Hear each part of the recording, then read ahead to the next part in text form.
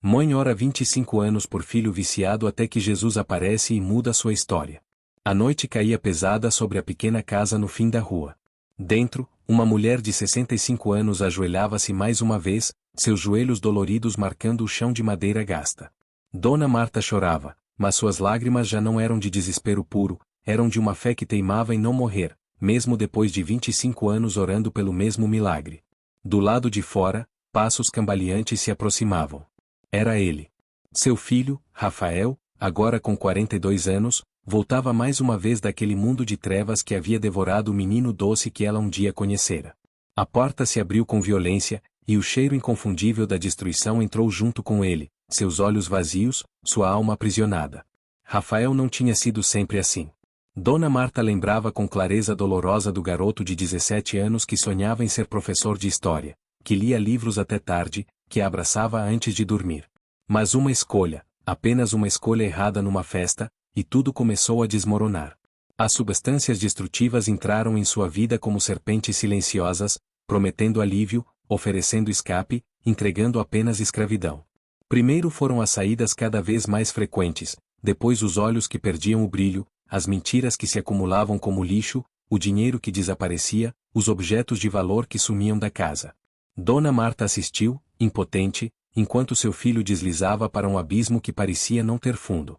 Aos 20 anos, Rafael já estava completamente dominado pela dependência química. Abandonou a faculdade há 3 meses da formatura.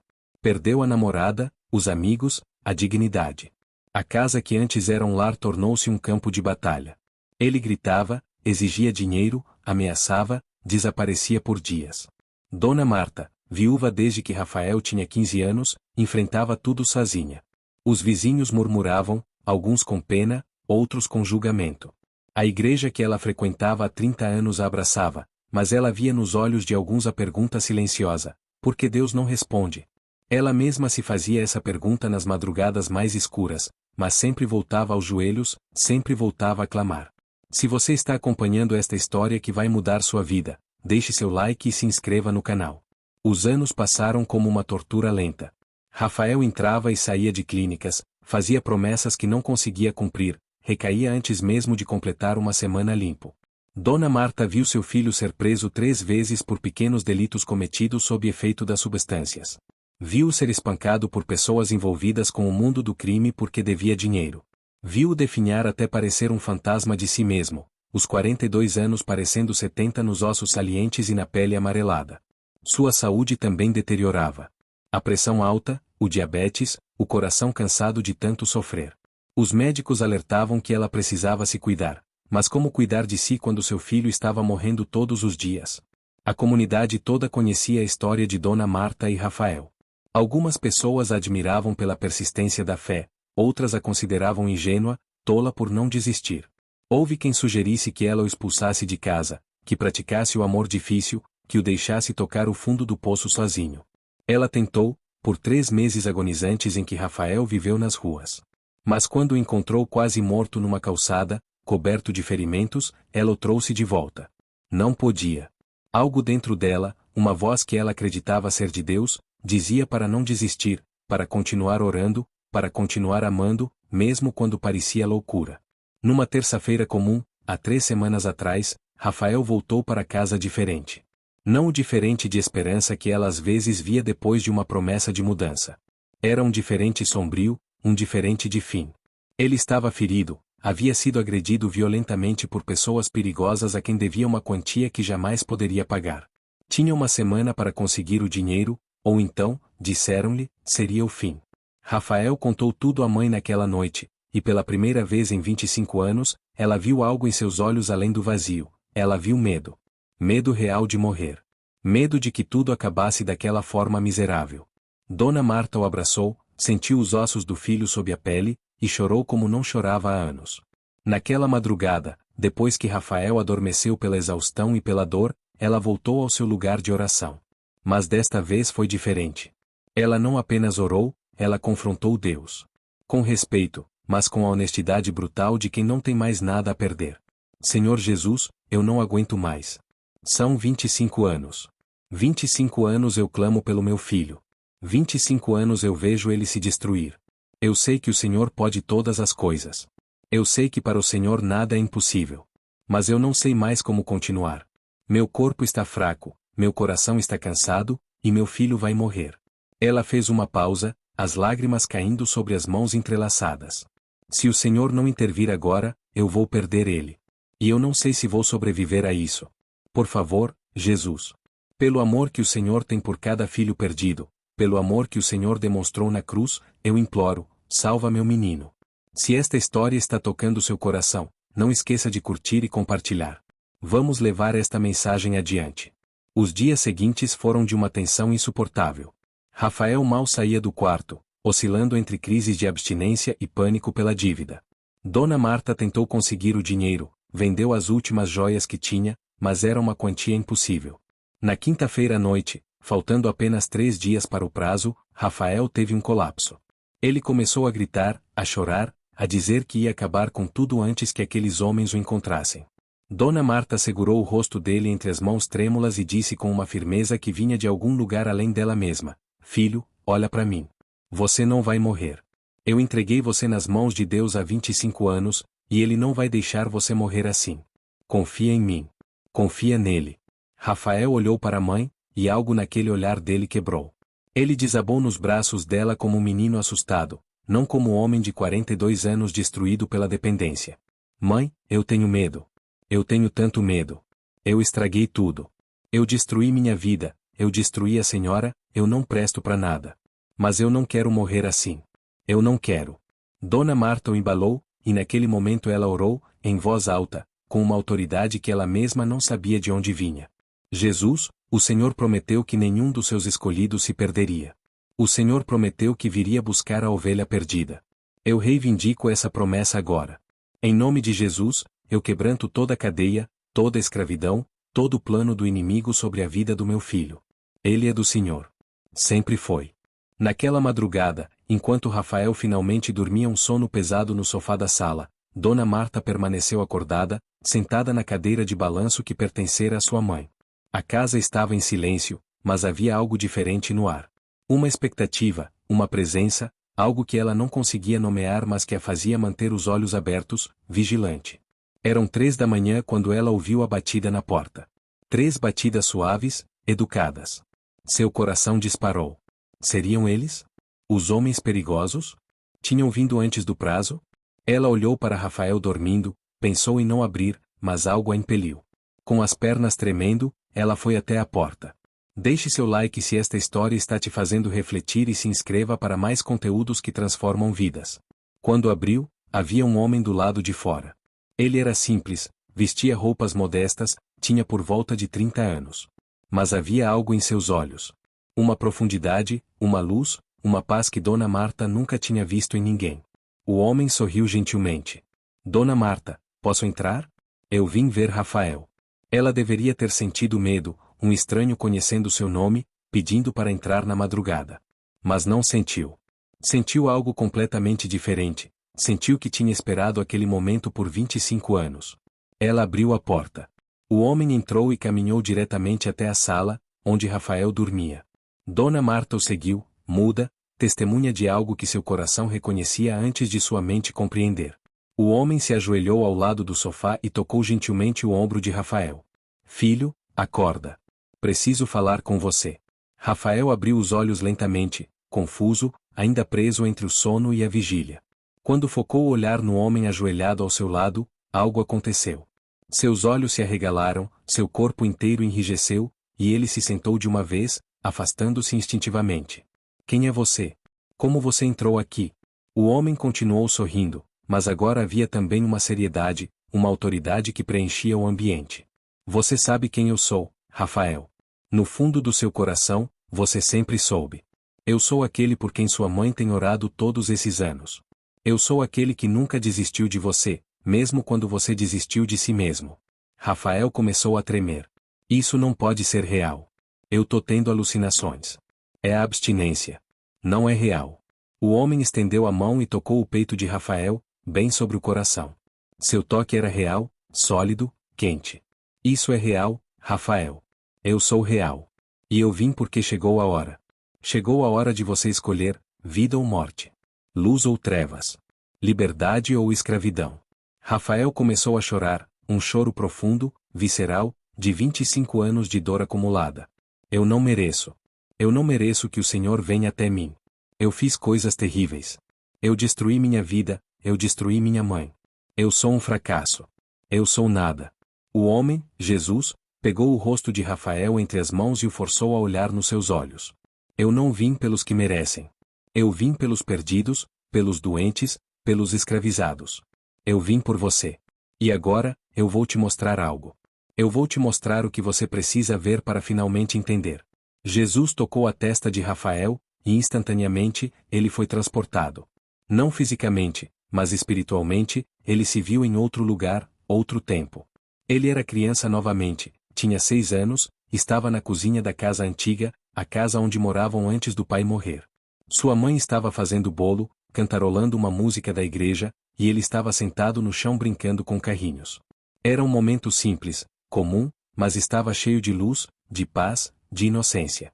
Rafael viu a si mesmo criança olhar para cima e sorrir para a mãe, e viu sua mãe sorrir de volta com tanto amor que seu coração adulto, quebrado, quase parou. A cena mudou.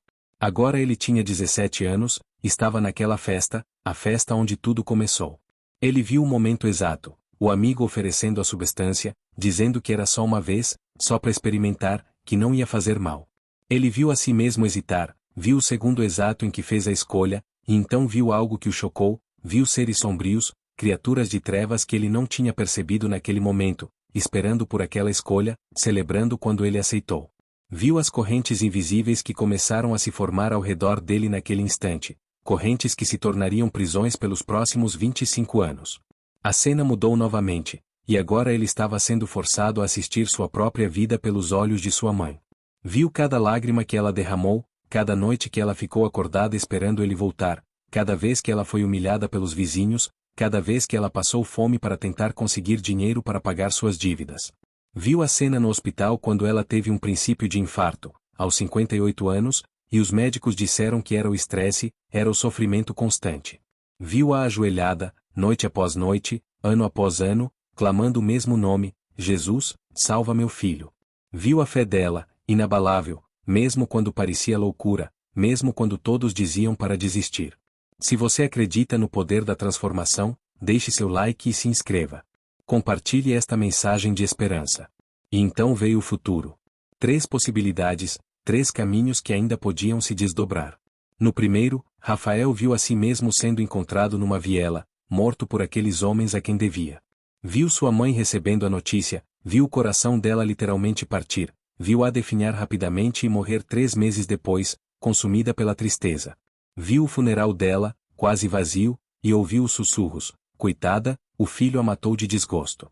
No segundo futuro, ele estava numa prisão, condenado por um crime que cometeria na tentativa desesperada de conseguir o dinheiro para pagar a dívida.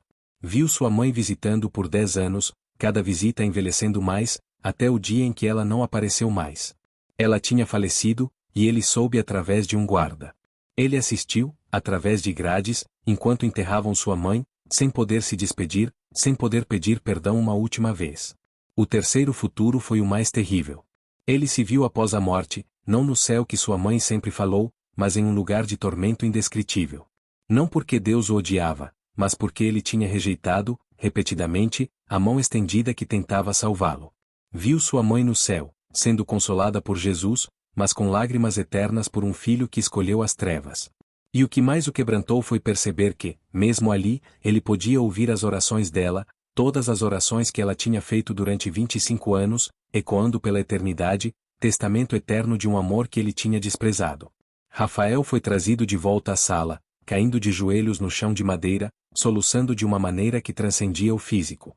É tarde demais? As palavras saíram como um gemido. É tarde demais para mim, Senhor? Eu desperdicei 25 anos. Eu quebrei o coração da minha mãe. Eu vendi minha alma por nada. É tarde demais? Jesus se ajoelhou ao lado dele e o abraçou, um abraço que Rafael sentiu curando feridas que ele nem sabia que tinha. Nunca é tarde demais enquanto há fôlego. Nunca é tarde demais enquanto há vida. Não existe pecado tão grande que minha graça não possa cobrir. Não existe cadeia tão forte que meu poder não possa quebrar. Não existe escravidão tão profunda que meu amor não possa libertar. Mas você precisa escolher, Rafael. Agora. Neste momento. Vida ou morte. Luz ou trevas. Rafael levantou o rosto, as lágrimas ainda correndo, mas agora havia algo diferente em seus olhos. Havia decisão. Eu escolho o Senhor. Eu escolho a vida. Eu não sei como vai ser, eu não sei se vou conseguir, mas eu escolho o Senhor. Jesus me ajude. Jesus me salve. Eu não consigo sozinho. A luz que emanava de Jesus se intensificou, preenchendo toda a sala, e tanto Rafael quanto Dona Marta, que assistia tudo de pé, maravilhada e chorando, sentiram algo sobrenatural acontecer. As correntes invisíveis que prendiam Rafael por 25 anos se quebraram. Não foi um processo, foi um rompimento instantâneo, e Rafael sentiu. Sentiu o peso saindo, sentiu a opressão se dissipando, sentiu pela primeira vez em décadas que podia respirar completamente. Jesus se levantou e ajudou Rafael a ficar de pé. Agora vem a parte difícil. Liberdade não é ausência de consequências, é força para enfrentá-las com esperança. Você tem uma dívida, e esses homens virão cobrá-la. Você tem um corpo destruído que precisará de cura. Você tem relacionamentos quebrados que precisarão de restauração. Mas eu vou te dizer o que fazer, e se você obedecer, passo a passo, eu prometo que estarei com você.